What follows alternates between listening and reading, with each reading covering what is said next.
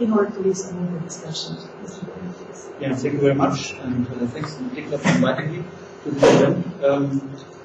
I have also some strong support to see around. I see some of my colleagues here who are also working on this issue, so if I am messing up something, of course, they will assist me.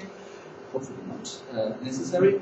I'm responsible in our DG and our union for the coordination of the so-called political criteria of Copenhagen, in particular with regard to the progress report, which is an issue which will come in a moment. As regards, let's say, civil society in general, there are many colleagues who are dealing with it, so I'm not the only one. There are others who have met already. Yesterday and the day before there was this conference at the Economic Committee where these questions were discussed. So I would not like to repeat everything what has been said as regards to political importance, etc. You are fully aware of this. I would only like to, let's say, recall some issues. In particular, that the civil society as such, the civil society dialogue, but the civil society organizations also, in the regions and in our countries are quite important for an important element, I would say, an essential element of the type of democracy we have in Europe, in the European member states. This is, let's say, a very important social capital which is reflected there. It's, by the way, nothing new. I read sometimes this reference to the year 2007, where some kind of dialogue was developed.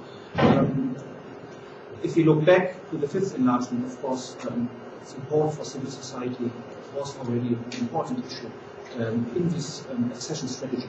So we made in 2007, we made a, let's say, kind of table of past activities and past support under FARA and other programs, and there were quite considerable amounts of money spent on strengthening, let's say, civil society in the 10+2 new member states now, also in strengthening governmental structures. For example, we assisted in setting up civil society units in particular ministries, etc., in order to ensure that there is a kind of cooperation between civil society and the national administrations.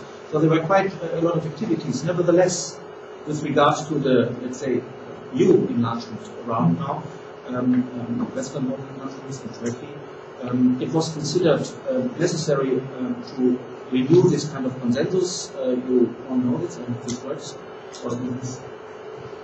We see, of course, the consensus on enlargement, which included, of course, also references to civil society issues.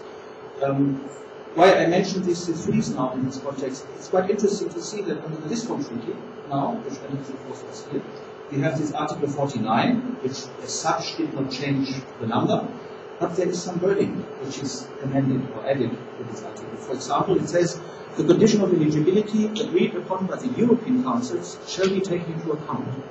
So this is something new.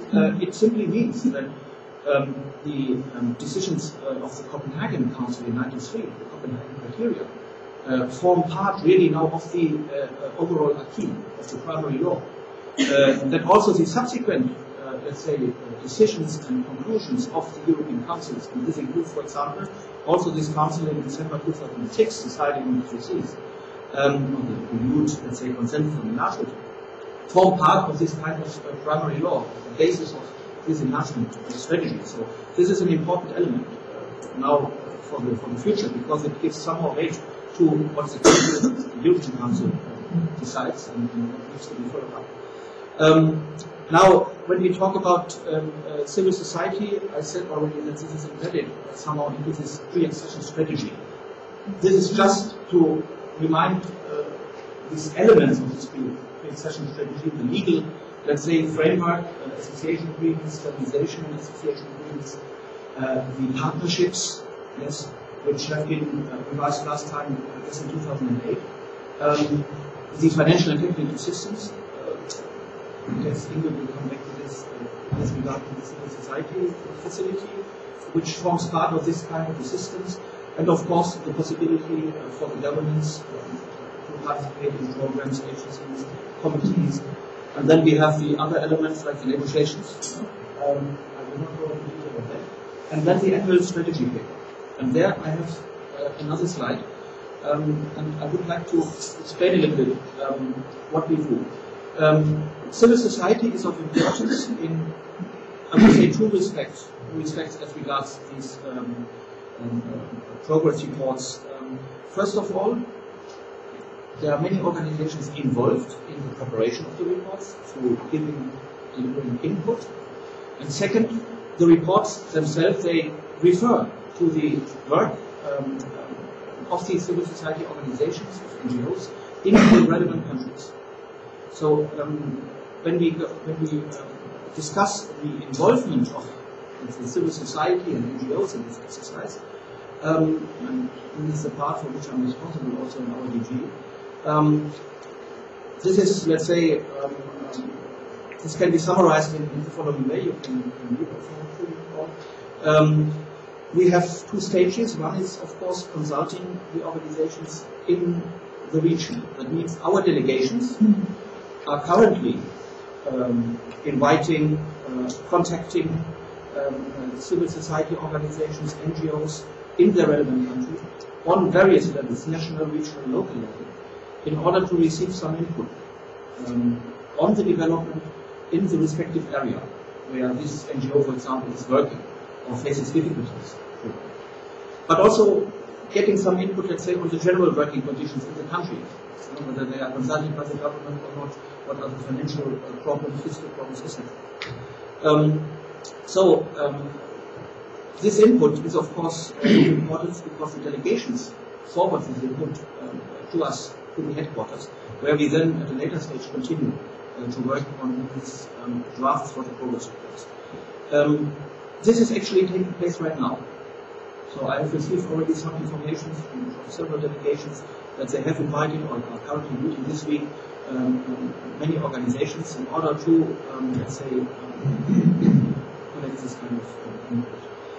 Then at the second stage, we, I would say, try to back up and supplement on more general level here at headquarters this kind of information we have already received. That means we are asking international organizations, either the governmental organizations like the humanitarian agencies, like OSCE branches, etc., and the Council of Europe in particular, but also quite a huge number of NGOs, advocacy groups, and other civil society bodies, in order to provide us both with written information.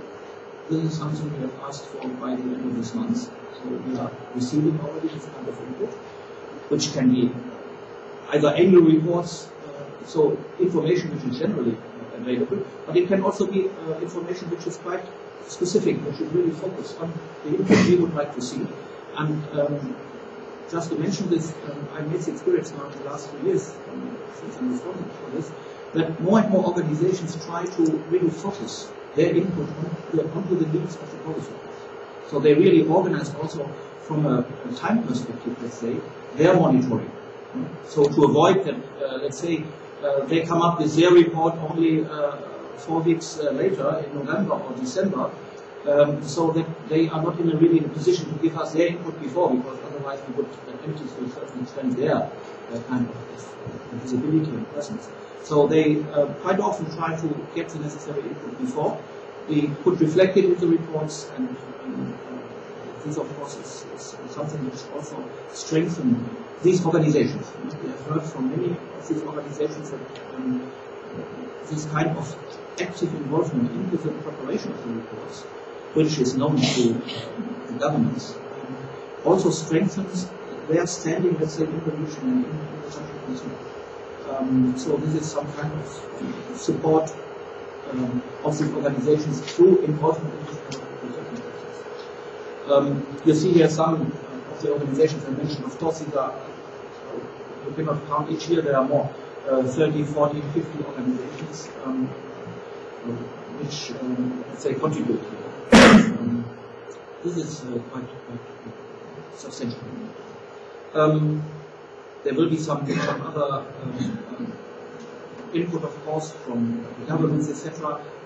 But what we also organize is in June oral consultations with a selective number of these organizations which are interested really also to discuss